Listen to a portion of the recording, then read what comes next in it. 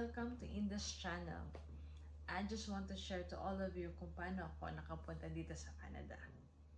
Bale, I'm a OFW in Taiwan, a factory worker. Doon, 2 years 2 years contract, tapos papauwiin ka na naman. Kung ma-extend ka ng isang taon, swerte. Tapos uuwi, another application. Yung balik ka na naman. Bali nung time ko noon, bali hanggang 6 years lang sila. Tapos hindi ka na makakabalik. Unlike siguro ngayon, parang madali na yung makatrabaho na doon. So I decided na lang na mag-apply sa iba, maghanap-hanap. Tapos nasabi ng kapatid ko dito sa Canada, parang magkakaroon ka ng permanent residence. Tapos may chance na dalhin mo yung pamilya. So ayun, nagrin naman ako na dito na lang. But I need to study caregiver program for 6 months kasi sabi nila noon, 11 years ago noon pa yon, na kailangan mo ng mag-schooling.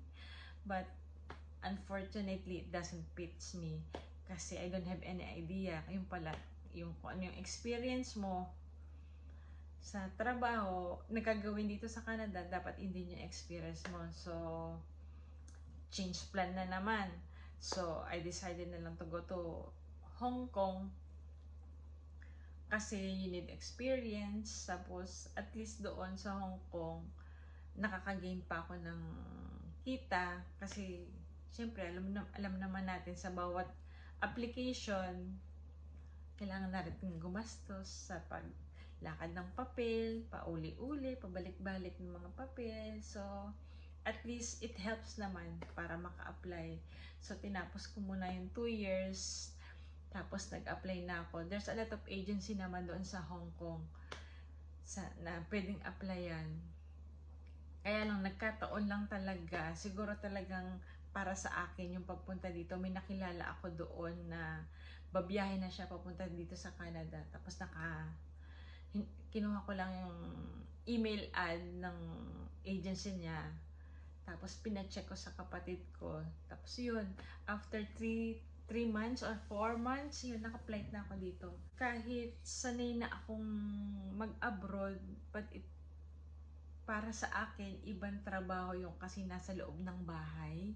Kailangan mo talaga ng pasensya kasi konti lang yung ginagalawan mo.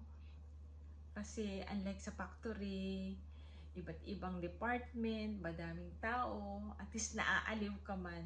But sa bahay, yung routine mo everyday, iyon, mag-alaga ng bata, magugas ng pinggan, but siguro kung may goal ka, kakayanin, kailangan talagang malakas ang loob. Ako personally, hindi talaga ako marunong magluto. But sa awa ng Diyos, 2 kaming katulong. Si ate, magaling siya magluto.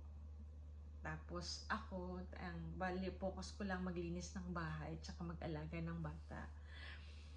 Siguro napagtiyagaan din. Tapos siguro kailangan din talaga ng madami tayong baong pakikisama. Kasi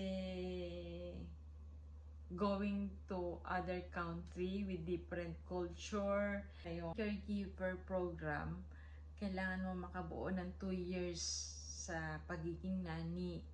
Tapos pwede ka na mag-apply for permanent residence and open work permit. Open work permit meaning na pwede ka nang mag-apply sa ibang work, sa ibang trabaho that fits you o na gusto mo. Yun, at least makakatrabaho ko na lang ng 2 job. Kasi bago ako, ang 2 job talaga ako. Dati nagtrabaho ko sa hotel, naglilinis ako sa hotel, tapos naglilinis ako sa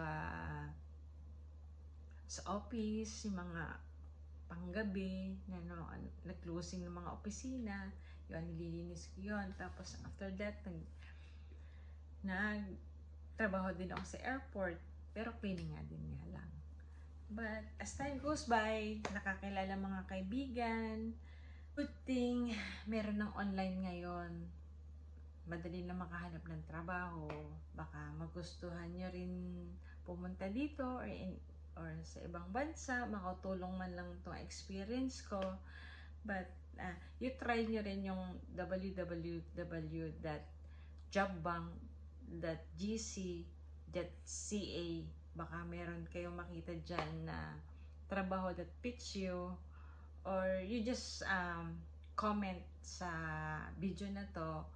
Baka makatulong din ako sa inyo, or mabigyan ko rin kayo ng ibang idea. Hopefully it helps you naman magkaroon ng idea about coming here in Canada. And that's all for my vlog. Thank you.